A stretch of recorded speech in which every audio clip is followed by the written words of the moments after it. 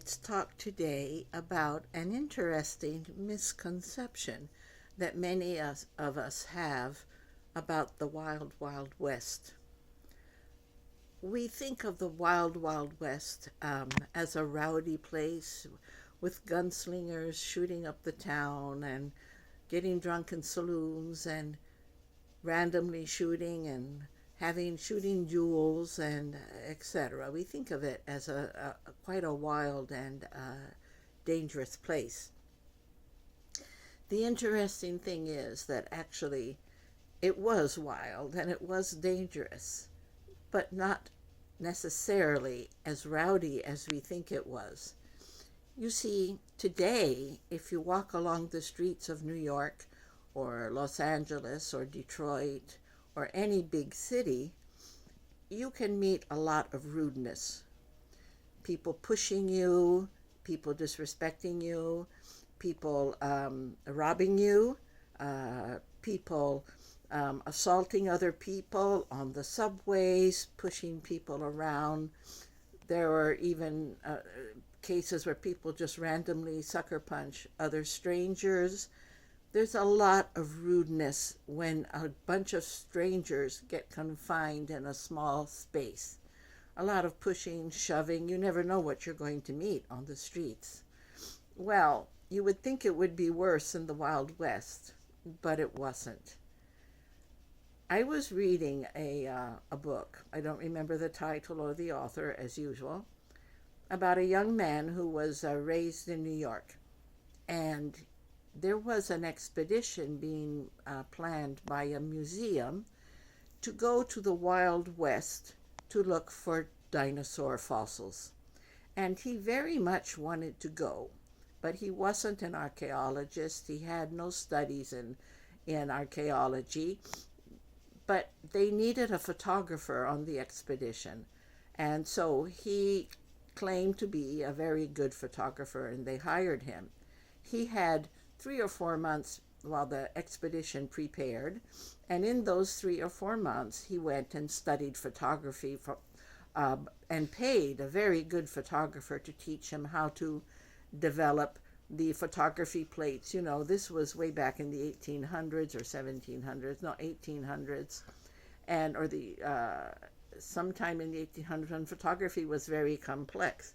You had to have barrels of chemicals with you. You had to have those big plates. You had to count the exposure to make sure the picture had time to imprint on the negative.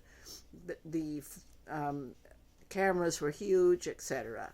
But the expedition was paying for the transportation. And so when the time came, he was a darn good photographer, and he went with the expedition.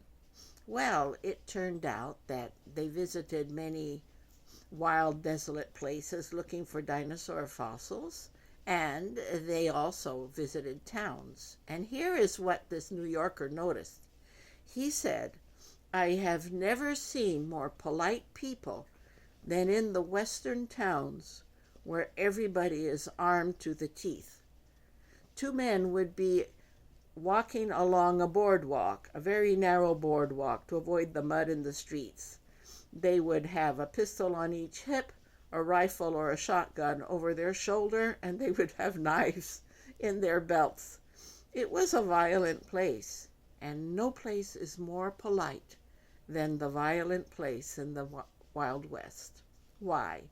Because you never know. You never knew if the stranger that you're walking past might be trigger happy and shoot at you just because he's annoyed at you. People were wild, and so everybody was very polite. Two fully armed men, armed to the teeth, would need to pass through a narrow passageway on the boardwalk, and they would say, "Excuse me, sir, you first." "No, no, my good man, you pass first."